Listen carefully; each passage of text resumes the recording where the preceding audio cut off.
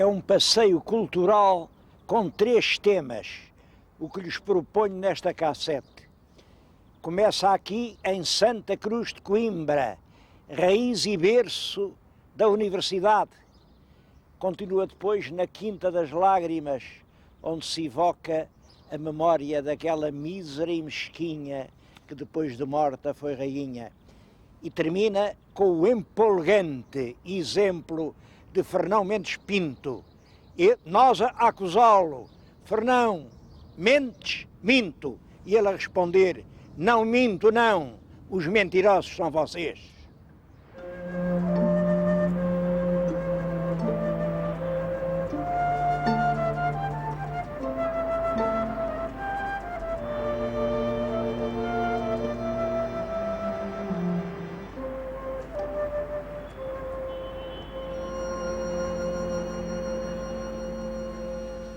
A história da Universidade de Coimbra costuma contar-se a partir de Dom Dinis. Como sabem, diz que o rei Dom Dinis, no ano 1288, portanto já pelos finais do século XIII, resolveu pedir ao Papa, etc, etc, etc.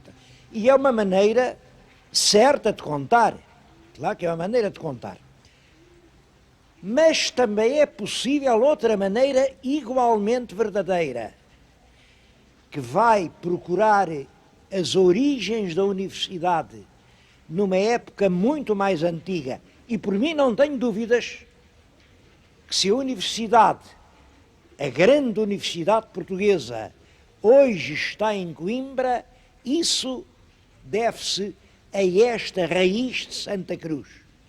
E Santa Cruz é muito antes do Dom Dinis. Aí a história é assim: o rei Dom Afonso Henriques resolveu, não foi bem estabelecer uma capital, porque nessa época não se pode com rigor falar em capitais. Em todo caso, uma cidade onde ele estava mais frequentemente, onde tinha o seu palácio, onde tinha, enfim, o seu pessoal mais próximo, e essa cidade era Coimbra. Naturalmente precisava de quadros, pessoas formadas. No século XII, a palavra clérigo tinha também o sentido de burocrata. O homem que escrevia era o clérigo. Portanto, era o clérigo que dava o juízo sobre o juízo, o notário, o chanceler, o médico. Tudo isso eram clérigos. E onde é que o Dom Afonso Henriques tinha quadros para a monarquia que estava a organizar? Foi por isso que ele, aqui, suponho que no ano de 1138, fundou o mosteiro de Cónegos Regrantes, o mosteiro de Santa Cruz. Eu estou-lhes a falar em Santa Cruz. A palavra Santa Cruz veio de que ele fundou o mosteiro no lugar onde já havia uma igrejinha da invocação da Santa Cruz. Reparem, a Santa Cruz que se opunha ao odiado crescente. Estávamos em plena guerra da Reconquista. À volta dessa igrejinha juntam-se logo depressa, parece que no primeiro ano eram 12 os cônegos, mas diz que no segundo eram 72. Rapidamente faz-se aqui uma comunidade extremamente importante, que de facto no século XII, XIII, XIV, XV e até princípios do XVI foi o principal centro de formação de quadros com formação intelectual em Portugal.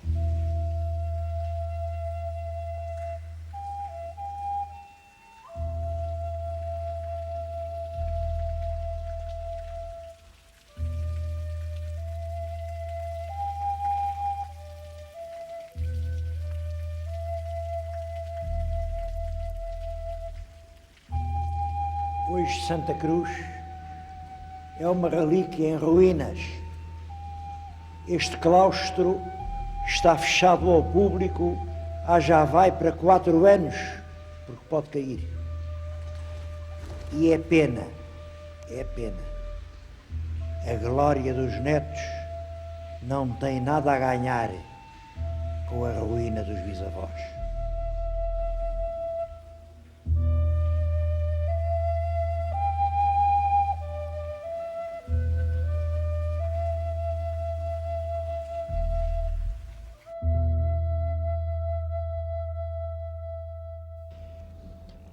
a Universidade de Coimbra é a herdeira do prestígio da Universidade Medieval criada em Portugal por El Rei Dom Dinis.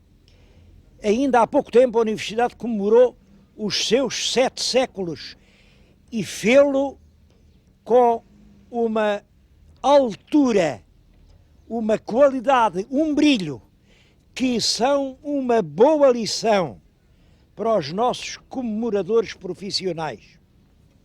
Bom, mas é claro, em tantos séculos, muitas coisas têm que acontecer. Quem se vê lá fora é El Rei Dom Dinis, o fundador. Mas este que está aqui no centro dos Gerais, este quem é? Passou aqui um professor americano, viu e disse, então, e porquê é que vocês fizeram aqui uma estátua a El Rei Henrique VIII? Não é o Henrique VIII, claro que é o nosso Dom João III. É o rei que introduziu em Portugal a Companhia de Jesus, que mandou vir a Inquisição, que reformou a Universidade. Parecem coisas assim muito contrárias umas das outras, a Inquisição, a Universidade, mas não é tanto como parece. São tudo atitudes dentro do quadro da Contra-Reforma. A Europa estava a ser cruelmente dilacerada pela Reforma e a Igreja Católica tentava, por dentro, reorganizar-se, reformar-se para não dar razão àquelas críticas. É nesse espírito que o rei manda vir realmente a Inquisição e admite a Companhia de Jesus e reforma lá embaixo a Ordem de Santa Cruz, porque os cônegos regrantes tinham-se tornado uns sujeitos soberbos, altivos, absolutamente impossíveis e sem virtude nenhuma a não ser o dinheiro. O rei ainda tentou reformá-los. A ideia primeira era que o velho casco medieval de Santa Cruz albergasse a alma nova de uma nova universidade. É por isso que a Rua da Sofia, com todos os colégios, vai dar a Santa Cruz. Mas não foi possível. Com aquela gente não houve entendimento possível. O rei zangou-se, tirou-lhes as terras com que fez a Diocese de Leiria, tirou-lhes as rendas que deu ao reitor da universidade, e é então que começa a universidade estável, permanente em Coimbra.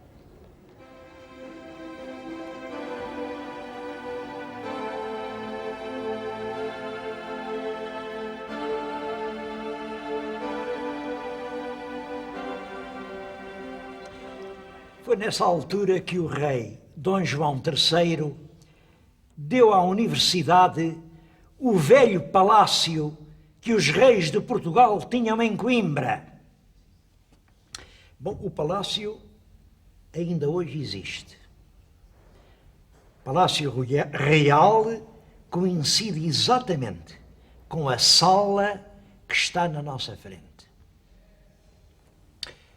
Penso que se um dia os portugueses tivessem que votar sobre qual é o lugar mais ilustre do seu país, esta sala vencia as eleições. Foi aqui o paço del Rei Afonso Henriques. Foi aqui, sob este teto, que nasceu Sancho II. Foi neste lugar que Dom Afonso II reuniu as primeiras cortes portuguesas, as cortes que legislaram as primeiras leis escritas, entre elas a Lei da Liberdade, a lei que proibia que alguém fosse obrigado a servir a quem não quisesse. Depois de Afonso II, aqui esteve Sancho II. Passou por aqui o bolonhês que nos trouxe a ideia da Europa. Esteve aqui muitas vezes Dom Dinis, não sei se aqui esteve ou não a Rainha Santa. Depois todos eles, todos os reis, passaram por Coimbra e foi exatamente neste lugar que em 1385 os representantes portugueses aclamaram como rei, em nome do direito que lhes assistia de escolher um rei natural, El Rei Dom João I. Foi esta sala ao berço da dinastia de Avis.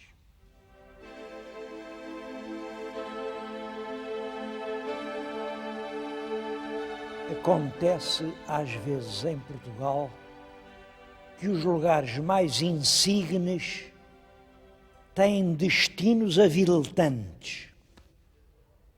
Não muito longe daqui, na Nazaré, há uma igreja gótica do século VI que hoje serve de palheiro para as vacas. Mas aqui não aconteceu isso. O Paço dos Reis foi transformado na Sala dos Capelos da Universidade, no lugar onde in illo tempore esteve o trono del rei Afonso Henriques. Podem ver agora uma cadeira verde. É a cadeira do reitor da universidade.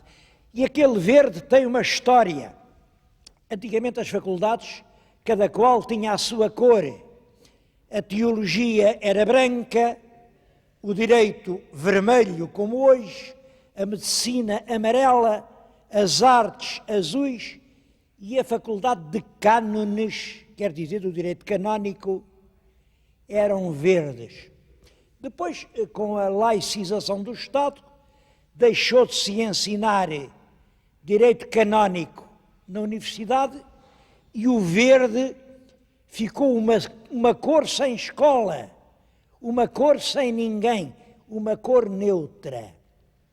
Uma cor que não é por estes nem por aqueles. É por isso hoje a cor da reitoria.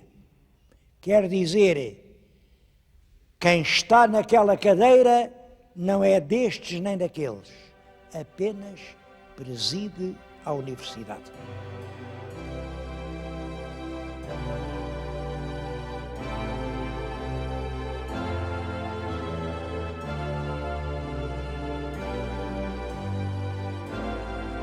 Hoje, o magnífico reitor é o senhor professor Rui de Alarcão.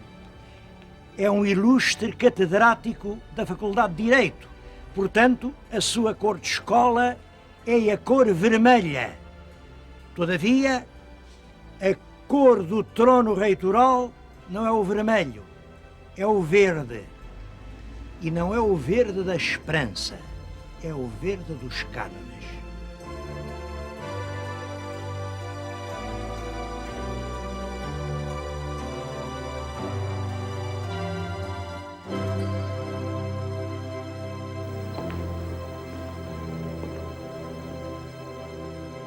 A universidade teve desde cedo a consciência da responsabilidade cultural deste lugar. E o que foi outrora Casa del Rei é hoje a sala dos doutoramentos, quer dizer, é aqui que prestam provas os candidatos à dignidade doutoral. Isto também é significativo. Eles sentam-se aqui nesta cadeira, os senhores lentes estão em frente e reparem, mais ou menos ao nível da cabeça do candidato ficam os pés dos examinadores. Isto significa realmente uma noção de cultura em que os pés dos senhores lentes estão sempre por cima da cabeça dos candidatos. Mas a toda a volta assistem 7 séculos de história. Que retratos são estes que dão a volta à sala toda? Vejam, o primeiro é Dom Afonso Henriques, o fundador. Logo depois o filho, Sancho I, que eu acho que também nasceu aqui.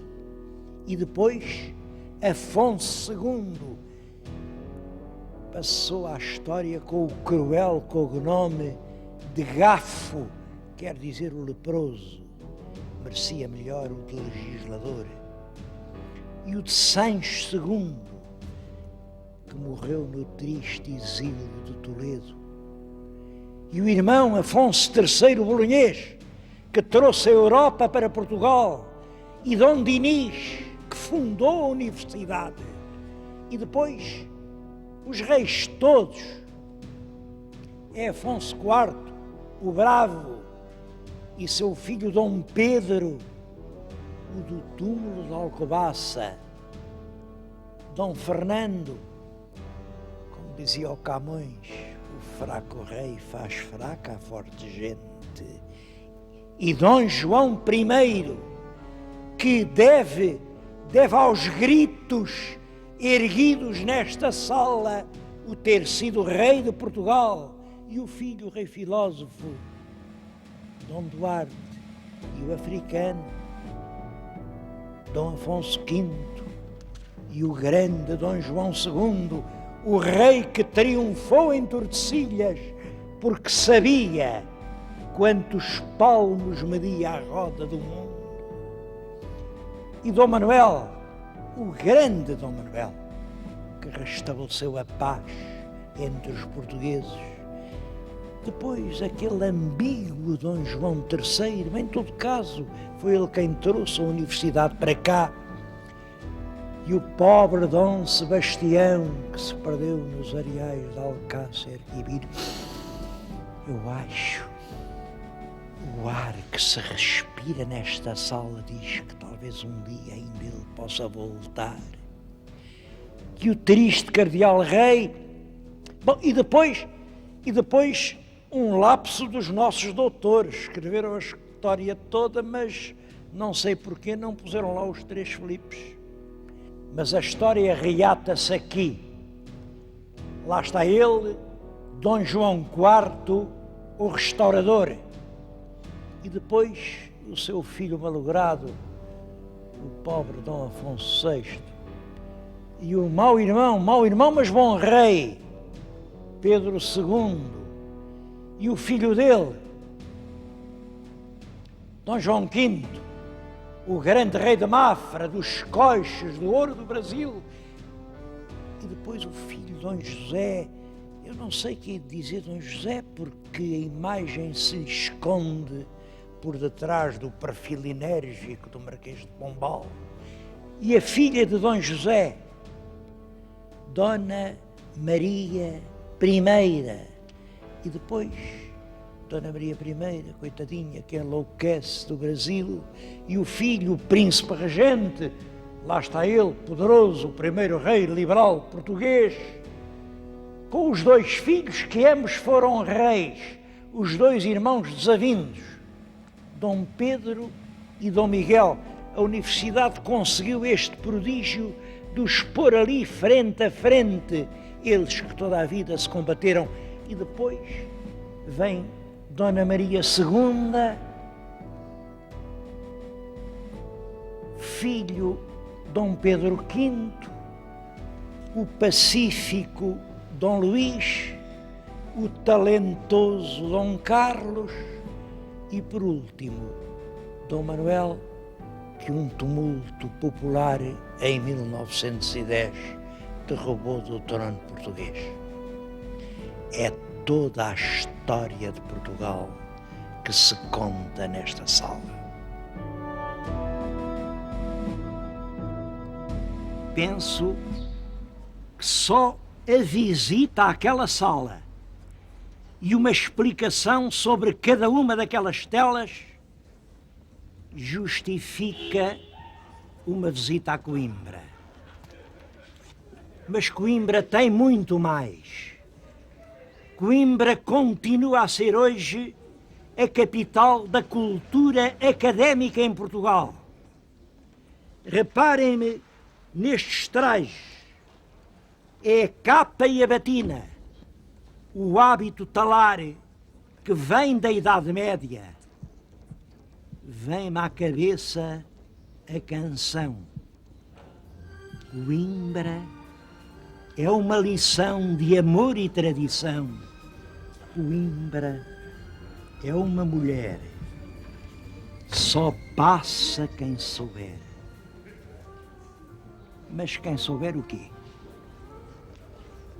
Este é o lugar eleito entre todos para meditar sobre esse problema fundamental das relações entre progresso e cultura.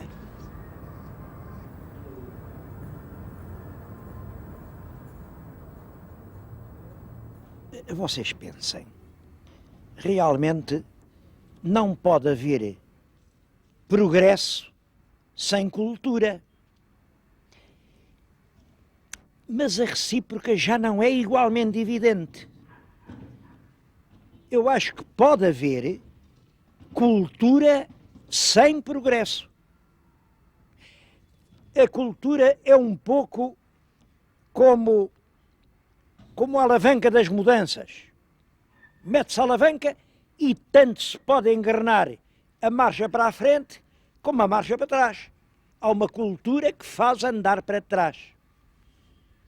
É evidente que em Coimbra